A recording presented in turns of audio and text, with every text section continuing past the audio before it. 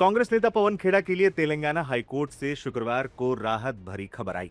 Assam police की गिरफ्तारी की तलवार अब हट चुकी है और इस बड़ी राहत के पीछे हाथ है दिग्गज वकील अभिषेक मनु सिंघवी का, जिनकी दलीलों ने कोर्ट में असम सरकार के केस की नींव हिला दी। न्यायमूर्ति के सुजाना ने शुक्रवार को आदेश सुनाते हुए पवन खेड़ा को 1 सप्ताह की अग्रिम जमानत दे दी। कोर्ट ने साफ तौर पर कहा, याचिकाकर्ता को संबंधित न्यायालय के समक्ष आवेदन दायर करने के लिए 1 सप्ताह का समय दिया जाता है। याचिकाकर्ता को शर्तों के साथ 1 सप्ताह के लिए राहत प्रदान की जाती है। इस जीत के असली हीरो रहे अभिषेक मनु सिंघवी। सिंघवी ने कोर्ट में बेहद तीखे और तार्किक सवाल उठाए। उन्होंने दलील दी कि खेड़ा खिलाफ मामला पूरी तरह से राजनीतिक बदले की भावना से प्रेरित है। हालांकि असम सरकार की ओर से एडवोकेट जनरल देवजीत सैकिया ने सिंघवी की दलीलों का कड़ा विरोध किया। उन्होंने सवाल उठाया कि दिल्ली में रहने वाले खेड़ा तेलंगाना क्यों आए। उन्होंने कहा कि आसाम कोई बनाना रिपब्लिक नहीं है, लेकिन सिंघवी की दलीलों के आगे सरकारी पक्ष कमजोर साबित हुआ और कोर्ट ने खेड़ा को अपनी बात रखने के लिए 1 हफ्ते का समय दे दिया। मुझे हर्ष है कि पवन जी को राहत मिली है। ये पूरी तरह से झूठा केस है। माननीय उच्च न्यायालय ने सही रूप से सुन के हमको कल विस्तृत रूप से ये हमको आंतरिक आदेश दिया है। मैं आशा और विश्वास करता हूं कि इस प्रकार की प्रतिशोध की राजनीति, इस प्रकार की दबाव की राजनीति बंद हो।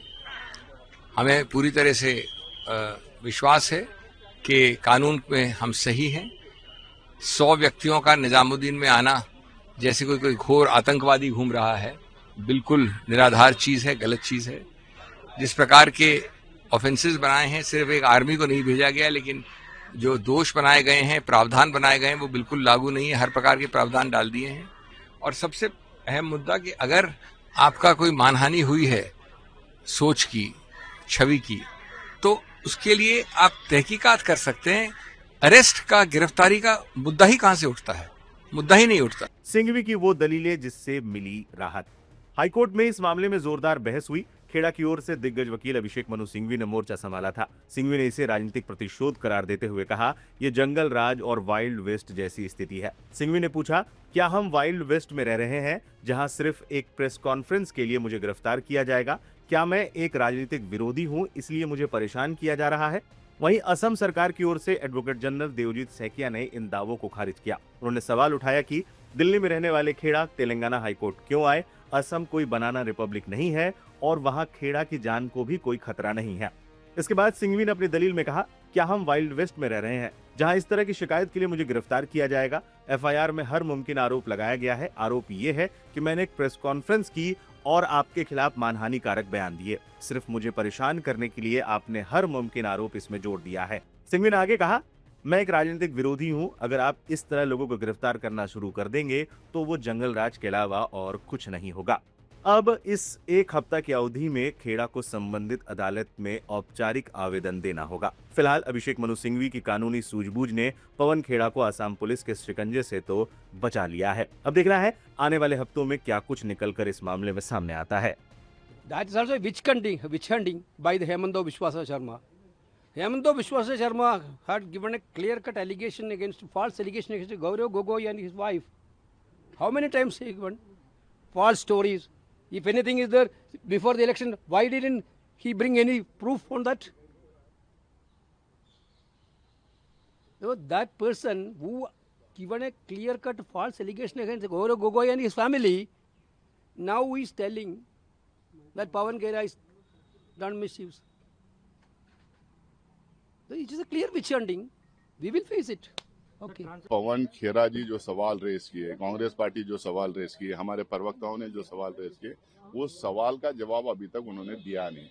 सवाल का जवाब ऑपरेशन है, सवाल का जवाब पुलिस एक्शन है, सवाल का जवाब डराना धमकाना है। इससे कांग्रेस पार्टी डरेगी नहीं। Congress party all legal forums और लीगल ऑप्शंस जो अवेलेबल है उसको इस्तेमाल करेगी, लेकिन अपने सवाल पूछते रहेगी, उसका जवाब देना पड़ेगा। I think the Chief Minister Himanta Biswa Sharma is totally panicked.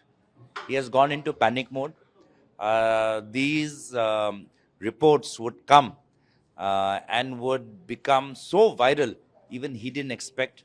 And therefore, the last 5-6 days, he's been literally tearing his hair out, literally.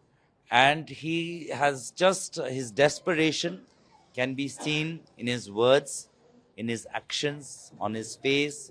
Every day he's threatening journalists, threatening media owners, threatening to send the police. So it is his desperation. He is in total panic. And people have seen that. If you were so confident, you would not need have panicked and reacted in such an extreme manner. And I just would like to say, just by shouting, truth does not become a lie. Just by showcasing that you have the power to investigate doesn't mean that fact becomes fiction.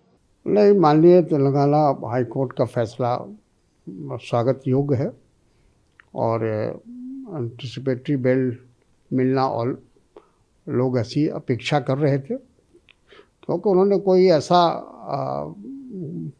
कांड नहीं किया है जिसको लेकर Assam police चारों तरफ घूम रही है। वो एक पार्टी के, राष्ट्रीय पार्टी के प्रवक्ता हैं और उनको जब भी पुलिस चाहेगी उनसे बातचीत कर सकती है, उनसे जो इल्ज़ाम, जो आरोप उन्होंने लगाया उसकी छानबीन कर सकती है।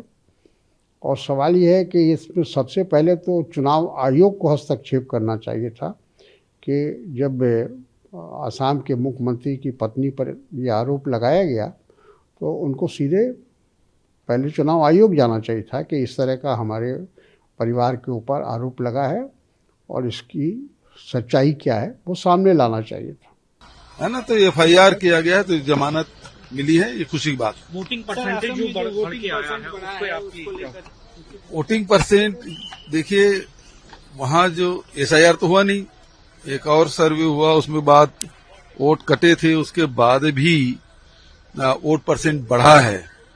अपर आसाम में बढ़ा है, लोअर आसाम में बढ़ा है, मिडिल में बढ़ा है। और अब देखना है ये है कि ये वोट जुबिन गर्ग के नाम से पड़ा है, गौरव गोगोई के नाम से पड़ा है, या हेमंता बिश्व शर्मा के भ्रष्टाचार में पड़ा है।